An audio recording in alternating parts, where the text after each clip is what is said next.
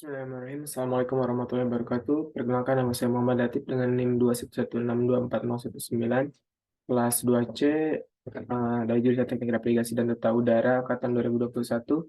Dan ini saya akan mendemonstrasikan langkah-langkah pengerjaan dari proyek akhir mata kuliah aplikasi pemrograman yang diampu oleh Bapak dosen Pratikto. Oke, pertama-tama insert screen. Jadi di sini saya menggunakan ESP32 sebagai microcontroller dan PHT11 sebagai sensornya. Rangkaiannya seperti ini, saya menggunakan pin ke-26 untuk transfer data, yang lainnya ground dan tegangan input itu disesuaikan. Untuk rangkaian fisiknya seperti ini. Di sini saya menggunakan papan roti sebagai alasnya dan jumper sebagai penghubungnya. Oke, lanjut. Jadi di sini saya menggunakan beberapa perangkat. Yang pertama itu saya menggunakan Arduino IDE untuk pemrograman dari SP32 agar bisa terhubung dengan sensornya, kemudian juga agar bisa mengirim data ke web server. Nah, web servernya di sini saya menggunakan ThinkSpeak. Ini saya menggunakan ThinkSpeak. Untuk ThinkSpeak sendiri, nanti pembuatannya itu ketik ThinkSpeak, kemudian nanti bikin akun, kemudian login, dan bikin channel baru. Di sini lalu kita tambahkan judulnya, deskripsinya, dan field ini adalah variabel yang ingin kita ukur. Di sini saya hanya dua variabel, suhu dan temperatur. Temperatur dan kelembaban, mohon maaf. Temperatur dan kelembaban. Setelah itu save channel. Nantinya akan muncul seperti ini. Untuk awal akan seperti ini, dan ada dua halaman seperti ini, tapi datanya belum ada ya, karena belum di-upload datanya. Ini saya datanya sudah ada. Nanti kita rubah dulu channel setting, sharing, mohon maaf, menjadi agar bisa dilihat oleh everyone, agar nantinya kita bisa mengupload data ke sini. Awalnya di keep channel view private, nanti pindahin ke share channel view with everyone. Setelah itu nanti kita akan mendapatkan API case yang ini akan digunakan pada program dari Arduino IDE kita, dan juga channel ID. Oke, kita lanjut dulu ke Arduino IDE. Di sini saya membuat program untuk menghubungkan antara SP32 dan DHT11. Kemudian saya juga membuat program, dan satu program masih sama, itu agar data yang sudah didapatkan itu bisa terupload ke ThinkSpeak sebagai web server. Untuk penguploadan sendiri selama 3 detik sekali. Dan yang diuploadnya itu dua variabel, humidity dan temperatur. Oke. Nah, nanti API case itu digunakan di sini. API case, white API case kita gunakan di sini. Yang ini kita gunakan di sini, dan channel ID kita gunakan channel ID ini di sini.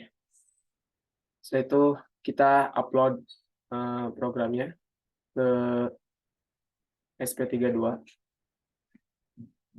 Dan untuk programnya sendiri ini di trial and error, dicoba, dan pasti nggak akan langsung sempurna.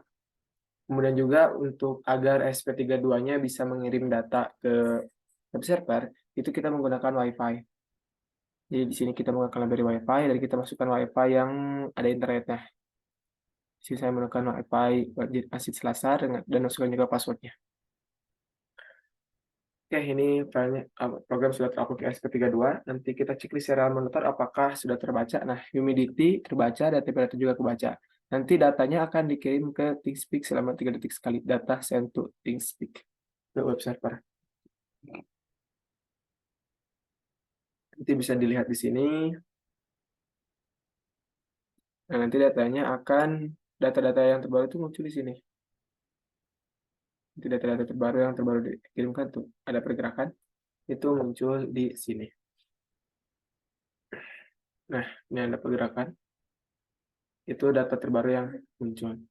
Nah, sekarang bagaimana cara menampilkan data ini yang sudah tersimpan di web server itu ke halaman web? Nah, kita di sini menggunakan Sublime Text untuk aplikasi buat programnya. Ini pertama-tama saya membuat kode program untuk data real time. Ini nanti data yang terbaru pada website pada itu ditampilkan di halaman web kita. Kita coba lihat dari program ini. Nah, ini datanya seperti ini. Ini yang paling terbaru, data paling terbaru yang atas 2 jam 2:18. Sekarang jam 2:18. Tanggalnya sama seperti tanggal sekarang. Datanya ini data paling terbaru.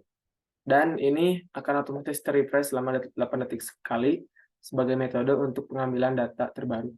Jadi data terbaru itu diambil ketika di-refresh. Karena kalau tidak diotomatiskan, nanti kita harus refresh sendiri seperti ini. Oke, setelah itu kita juga bikin program satu lagi untuk meng-load data kita. Untuk mengambil data yang sudah tersimpan sebelumnya. Kita bikin program. Dan nah, kita kan punya 2 program ya. Dalam program itu kita juga nggak lupa buat masukin serial ID dan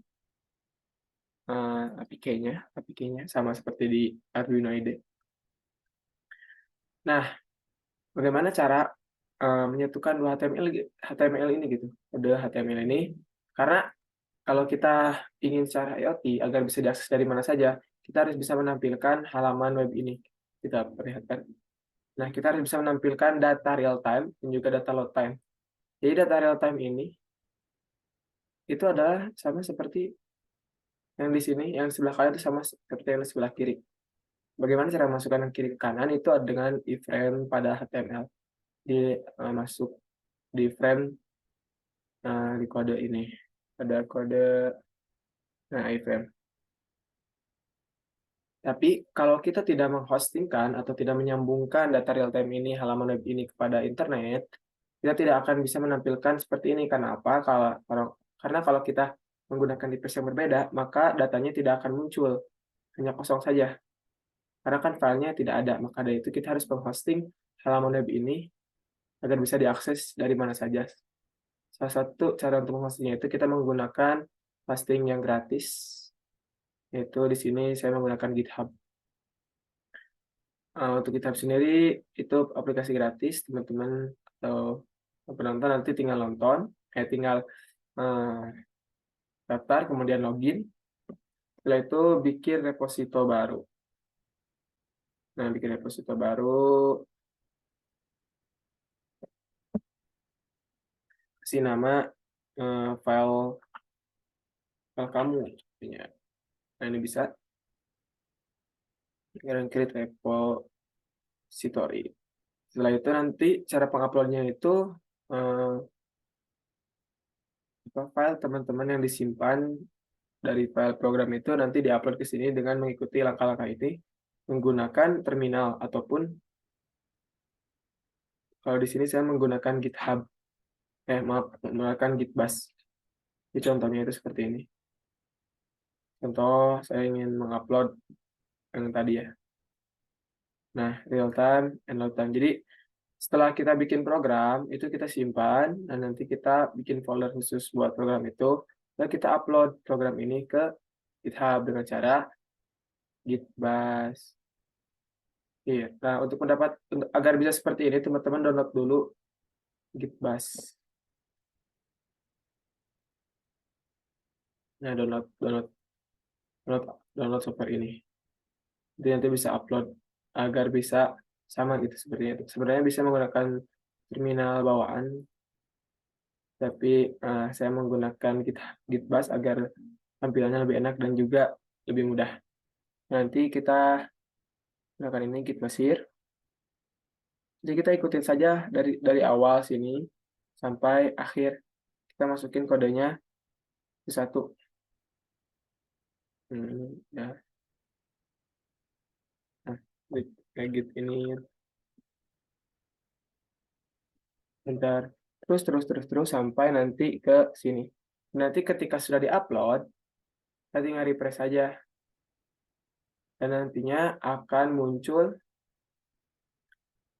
berbentuk seperti ini. Nah, nanti akan muncul seperti ini. Setelah itu, agar kita bisa melihat web kita pergi ke setting.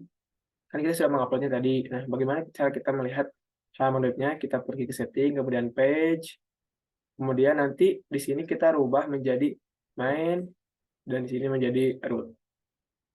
Setelah itu nanti, akan tunggu 5 menitan, nanti akan dikasih link seperti ini oleh GitHub-nya.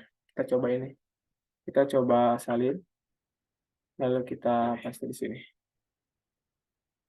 Nah nah, jadi jadi kode ini tuh sudah di-hosting sehingga bisa di-upload dari mana saja.